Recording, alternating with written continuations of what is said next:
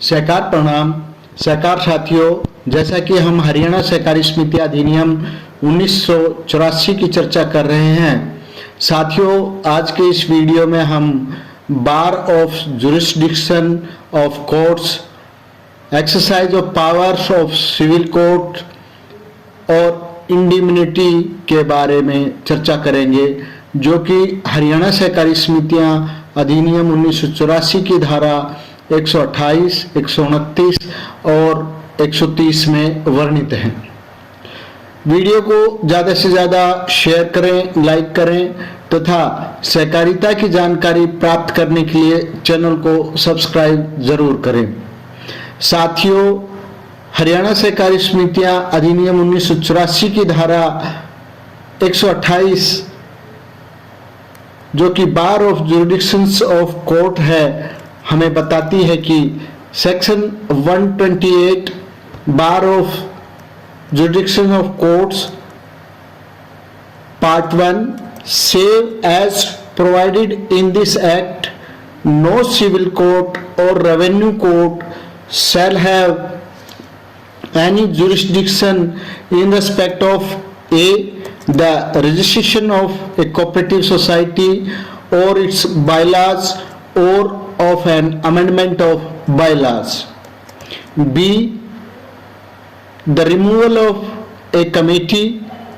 C, any dispute required under section 102 to be referred to the arbitration of the registrar or any matter in which proceedings under section 104 have been initiated, or D, any matter concerning the winding up and dissolution of a cooperative society.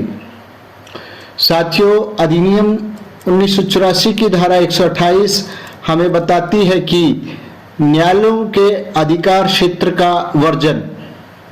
भाग 1, इस अधिनियम में यथा उपबंधित के सिवाय किसी भी civil न्यायालय या राजस्व न्यायालय का निम्नलिखित के संबंध में कोई अधिकार क्षेत्र नहीं होगा।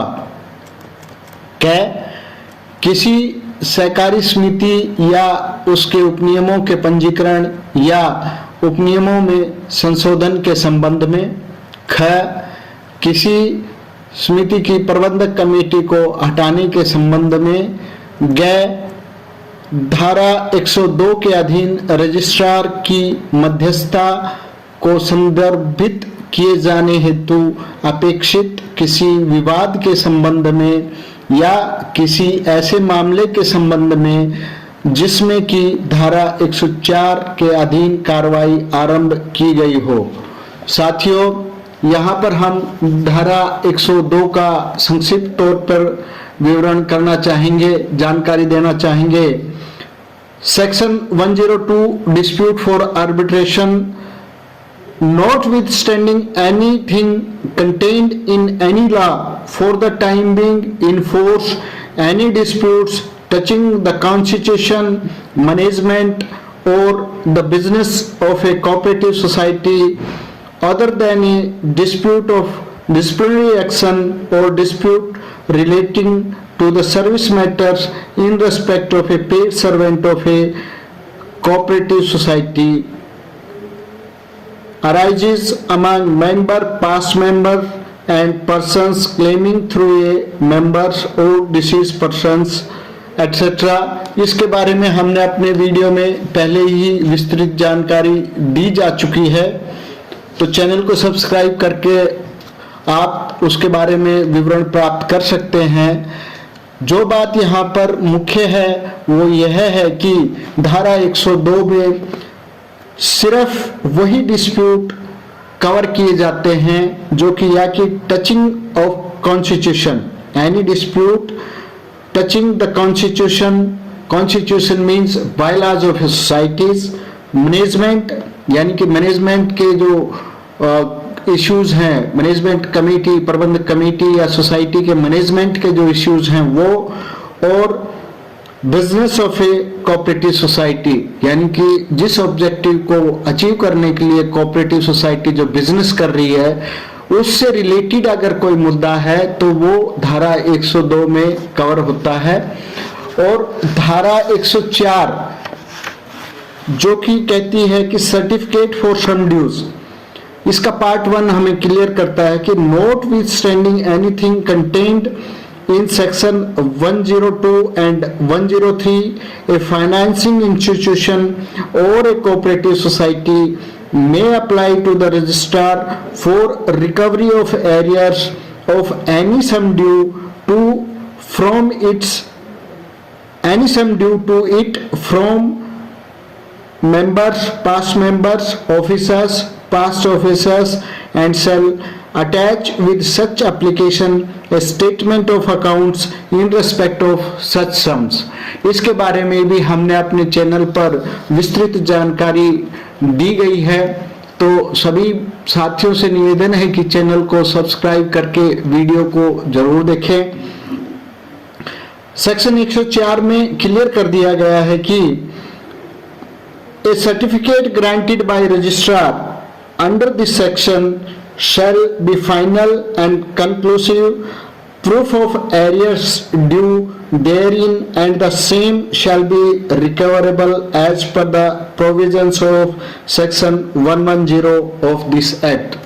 इस बारे में भी जो सेक्शन 110 ऑफ एक्ट है उसके बारे में भी हमने अपने चैनल पर विस्तृत जानकारी दी जा चुकी है।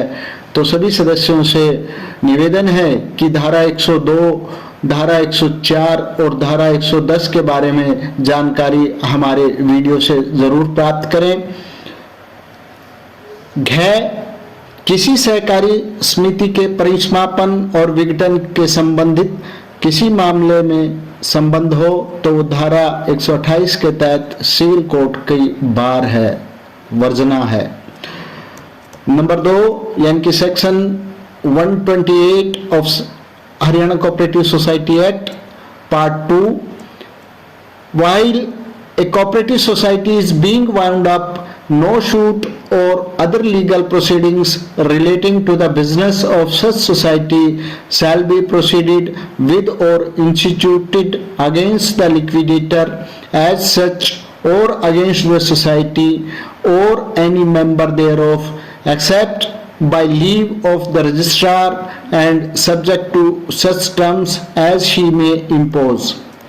यानी कि अधिनियम की धारा 128 का भाग 2 हमें बताता है कि जब किसी सहकारी समिति का परिसमापन यानी कि लिक्विडेशन यानी कि वाइंड अप किया जा रहा हो, तब ऐसी स्थिति में समिति के व्यवसाय से संबंधित कोई भी वाद या अन्य विधिक कार्यवाही परिसमापक के विरुद्ध यानी कि लिक्विडेटर के विरुद्ध या समिति या उसके किसी सदस्य के विरुद्ध रजिस्ट्रार की अनुमति के बिना और उसके द्वारा अधिरोपित शर्तों के अधीन रहते हुए आगे नहीं बढ़ाई जाएगी या संशोधित नहीं की जाएगी। यानी कि इन स्थितियों में भी सिविल कोर्ट का जुरिस्डिक्शन बार है। अधिनियम की धारा 128 Part 3, save as provided in this act, no order, decision or award made under this act shall be questioned in any court on any ground whatsoever। यहाँ पर बहुत ही क्लियर कर दिया गया है। अधिनियम की धारा 128 का भाग 3 हमें बताता है कि इस अधिनियम में यथा उपबंधित के सिवाय इस अधिनियम के अधीन पारित किसी आदेश, निर्णय या पंचाट यानी कि अवार्ड पर किसी भी आधार पर किसी न्यायालय में प्रश्न नहीं उठाया जाएगा। साथियों, अब चर्चा करते हैं सेक्शन 129 की, exercise of powers of civil courts. While exercising the functions conferred on him by or under this act, the registrar, the arbitrator or any other person deciding a dispute under section 103 and the liquidator of a cooperative society or person entitled to audit, inspect or hold an inquiry shall have the same powers as are vested in a civil court under the Code of Civil Procedure 1908, 5 of 1908 in respect of the following matters, namely a. Summoning and enforcing the attendance of any person and examining him on oath. B. Requiring the discovery and production of any document. C. Proof of facts by affidavits. And D. Issuing commission for examination of witnesses.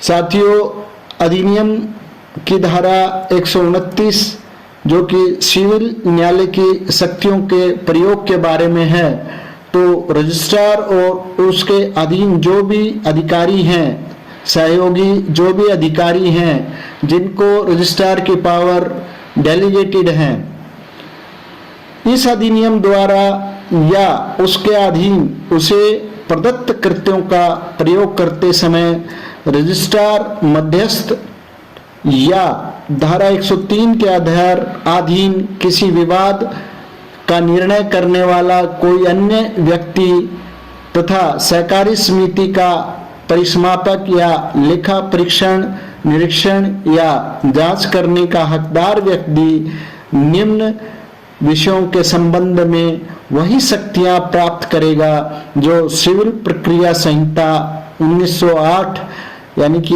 1908 का 5 के अधीन civil न्यायालय में निहित है। तो वो किन किन मामलों में शक्तियां प्रदत्त की गई हैं? क. किसी व्यक्ति को सम्मन करना और उसे उपस्थित कराना या शपथ पर उसकी परीक्षा करना। ख. किसी दस्तावेज की खोज और उसे प्रस्तुत करने की अपेक्षा करना। ग. शपथ पत्रों द्वारा तथ्यों का प्रमाण। और घ.